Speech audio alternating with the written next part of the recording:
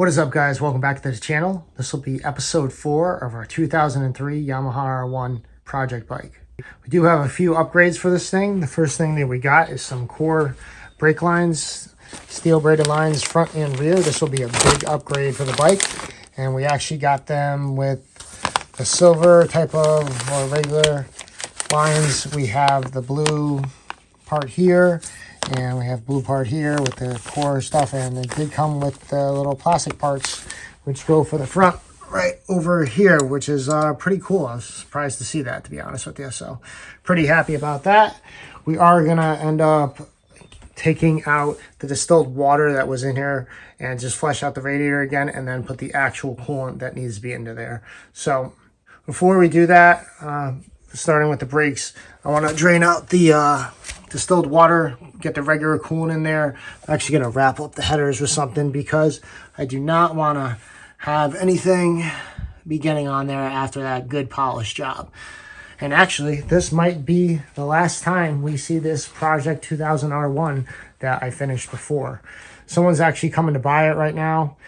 They're going to be very happy with the bike. It runs immaculate, and obviously it looks really good. So pretty pumped about that.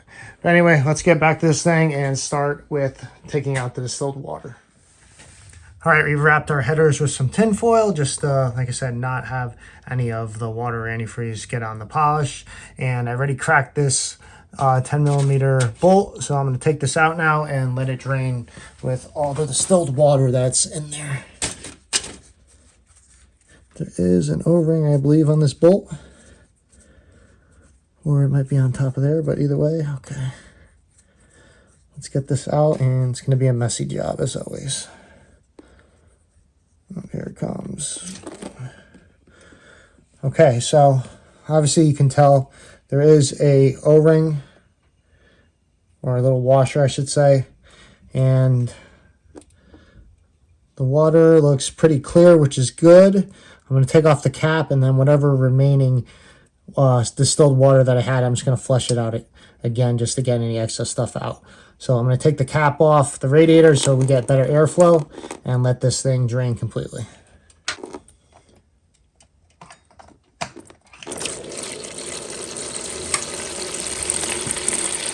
Oh yeah, now she's flowing good, guys. You see, she's flowing pretty good. So let me let this drain out.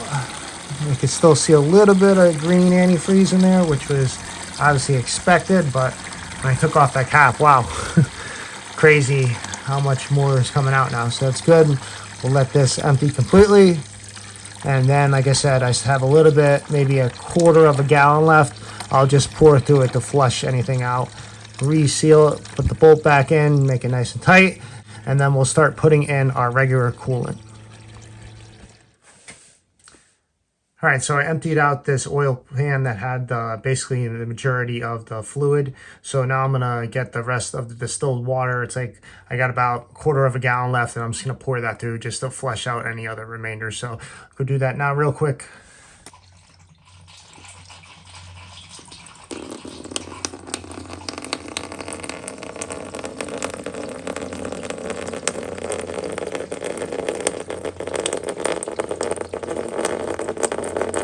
Okay, cool. So since that's all drained, I'm just going to let that fully drip out. So let me get back to you probably like 20-30 minutes.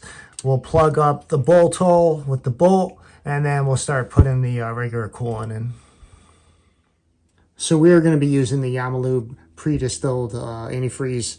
There's plenty of other stuff out there, but these bikes really don't run that hot in my opinion. So obviously we're just going to use this stuff, and it's worked fine for a long time using this stuff. So I think it's going to take just about 3 quarts, maybe a little bit less, but we'll put one in at a time. We'll go slow with it, and then what we'll do is to kind of get the air bubbles out, you kind of got to tilt the bike to the left and to the right, and you'll see bubbles coming out of the radiator hole right here. So let me start pouring this stuff in. Oh yeah, of course, make sure that your bolt that you took out to empty it is secured and tight.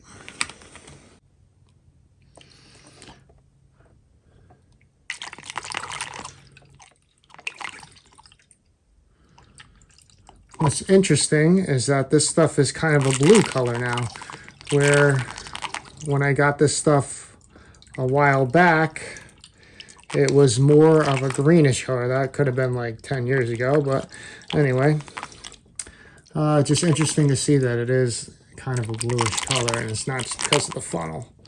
So, all right, so I'm gonna go do this, and I'll let you know exactly how many of these things that I used. So let me go finish the rest, and I'll get back to you. All right, so we topped off the radiator fluid. That is basically at the top. It's kind of hard to see. Let me see if I can get a better one in there. But yeah, it's basically at the top. I did tilt the bike to the left and to the right a bunch of times, and that will help get the air bubbles out. I kept seeing more bubbles going, and also ended up taking the lines and squeezing them a bunch of times, this one and the big one on the other side, just to kind of pump out any air bubbles. I also filled this tank to the halfway mark between the low and the high. I think that would be fine. If there's any extra, like I said, it will end up just going out and then getting out the overflow. So we should be all good there. Let me go put the cap back on, and then that should button it up. Obviously, what I'll do at some point is I'll start it and then make sure the levels are still correct. But it took about 2.5 quarts, a little bit less, maybe 2.3 or something like that. But that's all squared away now. Now we're going to start working on the brakes. We are going to replace the rubber lines with the core steel braided lines. I'm actually going to take this thing off first. There is an 8mm nut, or bolt I should say, right down in there that holds the thing together. So I'm going to take that off first. Then I'm going to crack this one. And then hopefully with the master cylinder kind of on a tilt like that, it won't really be leaking out, but we'll see. If so, then it is what it is. We'll just drain this up here if needed, and then we'll get this out. Like I said, we'll take that out, and then I will take out this one from the caliper, and I'll just put it in an empty bottle of water so that it can drip all the fluid out of there. And while that's doing that, we'll go take a look at these lines and get a better look at them. All right, we got the main line off. We got the bolt out under there. There's actually a bracket over there that I may actually remove, not sure. Like I said, we got that one line off, and it's just dripping into there. And definitely put a rag down over here when you take out your caliper bolt for the line, because it's going to start leaking pretty darn fast. So this side's all set. Let me get to the other side, and I will take off the other caliper bolt and put the other line into the other spare bottle that I have. All right, so here is a close-up of the brake lines. We have the core logo tag with the with blue and black text. We have our blue banjo bolt, and obviously we have our front and rear lines. What's nice is that they actually tell you on here, this is left caliper, and they tell you which one goes where, which is nice. And they have instructions if you need to rotate the banjo bolts at all. They tell you how to do that, which is pretty cool, but very good quality, I would say. These were made in the USA, and it was like, I think I got it for like $1.50 shipped for the whole complete kit, which is nice. So very happy about this. This is going to be a huge upgrade for the brakes. If you guys know about the 98 to, I forgot, definitely 98 to 03 for sure, maybe even up to 08 or something like that, or I don't know till what year, but they had the rubber lines, which is obviously the stock ones. I got those completely off over there. You can see they're draining. There is some brake fluid in there, which is good. But this is going to be a huge upgrade because the rubber lines do tend to expand over time, and it gives you kind of a mushy feeling. So this will give a very good positive feedback and obviously increased performance. So pretty sweet. This is going to look nice on the bike. Let me start to get these things routed, get the bolts. Obviously, we have our bolts here. The longer one will be for the master, and the other ones will be for the calipers. So, pretty happy about this. Pretty sweet upgrade. So, let me go start installing these. And just like that, we have our steel braided lines all hooked up, ready to go. This actually looks pretty sweet. I like it. I'm glad I chose the colors. Obviously, we have this down here all set. So obviously, when you get these ones, the banjo bolt, they kind of bends in. Make sure it goes that way towards the center of the rim. And then obviously, you can torque all these to spec, which will be 30 Newton meters or 22 foot-pounds.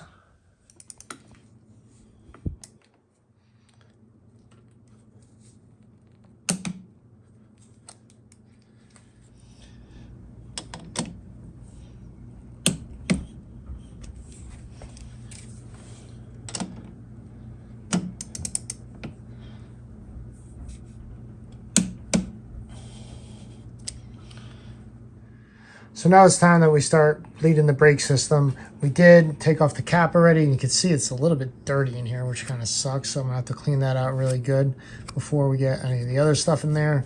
Obviously I have the rag because we don't want any fluid possibly going anywhere to, you know, get rid of any of the paint. So that will get this out. This is pretty dirty. Obviously we'll drain that. We're gonna get fresh fluid in there, and then we'll start bleeding one caliper at a time and getting the fluid through there.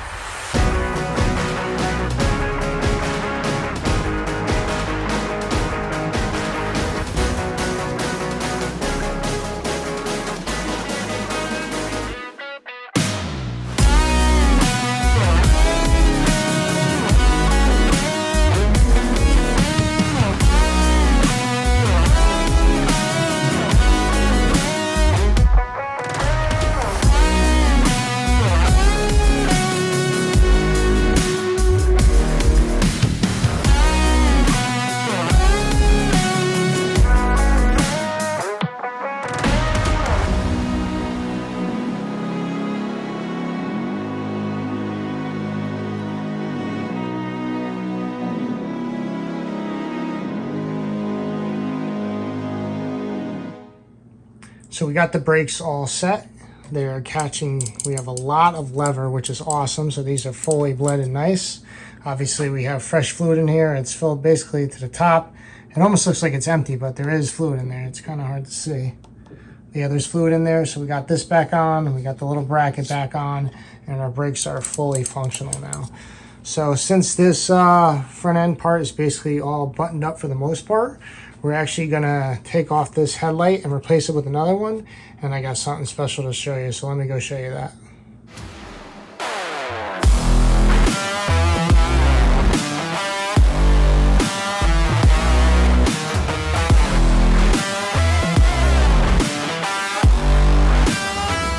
That's right, guys, we got an OEM front head cowl. This was pretty hard to find in this good a shape.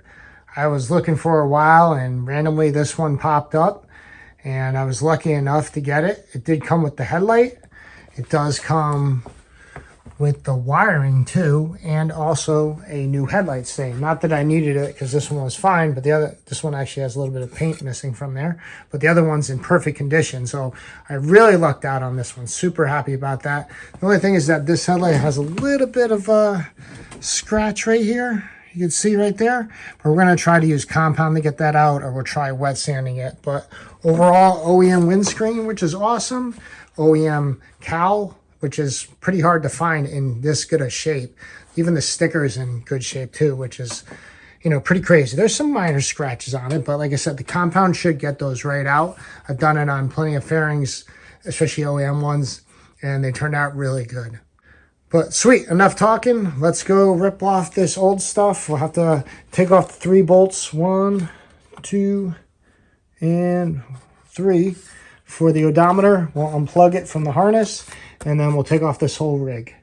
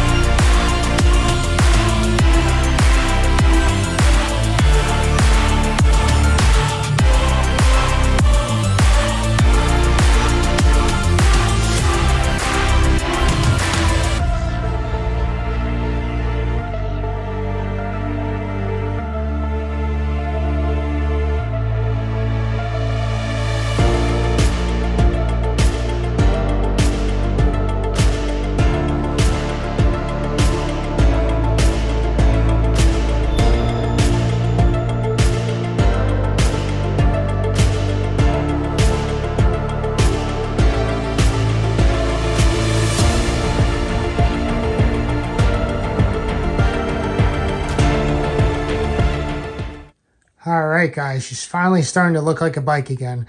I had to take off the windscreen to plug in the odometer, which is right here, just because I wouldn't be able to reach my hand in there. Just wanted to get everything all set, and obviously the windscreen's pretty easy to put on. Next, we gotta just plug in the connectors. On the old headlights that I had, just the marker lights were working and not the actual headlights itself. It was probably one of these two relays. Usually, more than likely, if your wiring is good, and if the headlights are not working when the bike is running on the 2002 to 2003 models, it's usually like one of these relays, this one or this one. So I'm hoping these are good. We'll actually plug these connectors back in, and then we'll start it up and see. If you want to know how to get these things out, for this one right here, this one you push down and you pull out. And for this one, you just pull up on this tab right here and then pull it out. Very simple, but if you don't know how to do it, you could kind of spend some time and be a pain in the ass. But like I said, this one, for this square one, that's more square compared to this part that's round, you just push down on this part and then you pull it out. And like I said, for this one that goes into there, you just lift this up and then pull it out.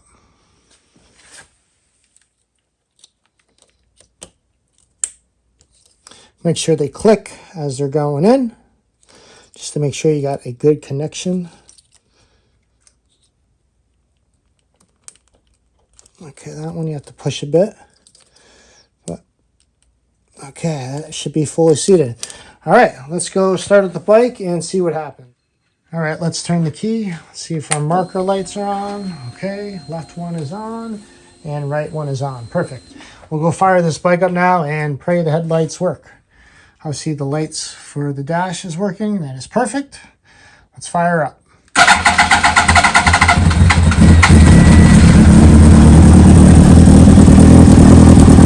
And I got no headlights. That kind of sucks.